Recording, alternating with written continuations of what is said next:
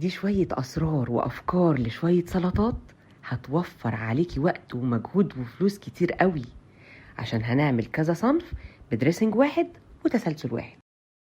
وكل الأسرار اللي هتعرفيها معايا النهاردة دي كوم، والمكون البسيط اللي هنضيفه لسلطة الكول سلو هيديكي طعم المطعمية ده بالظبط كوم تاني خالص.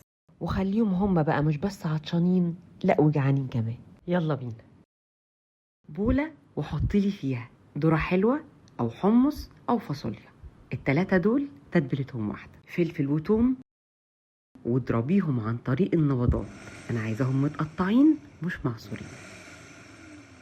تبليهم بملح وكمون، عصير ليمون أو خل أو ميكس ما بين الاتنين، وبس كده.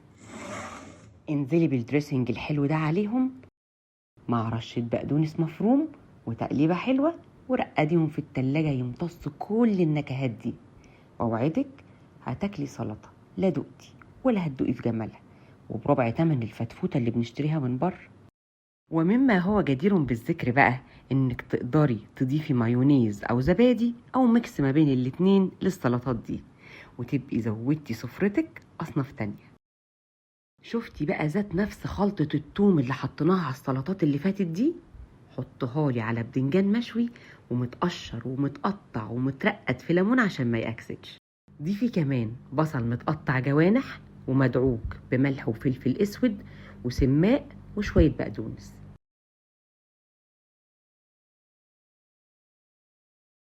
مع القليل من دبس الرمان والكثير والكثير من زيت الزيتون. ويا سلام بقى لو كان موسم الرمان كنا ضفنا شوية عشان تكمل السيمفونية.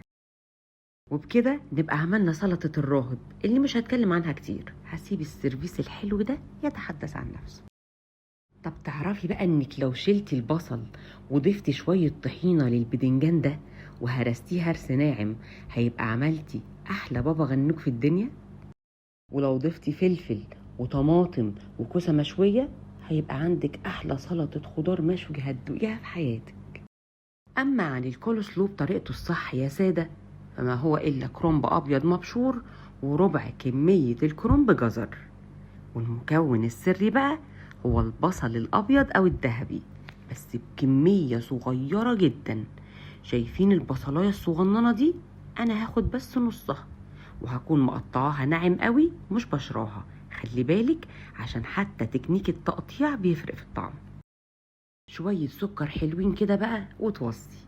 قلبي المكونات ورقديهم لي في التلاجة لحد ما السكر يسيح ويتوغل جوه الخضار، ونروح نحضر الدريسنج، وما هو إلا مايونيز مخفف بالقليل من الحليب.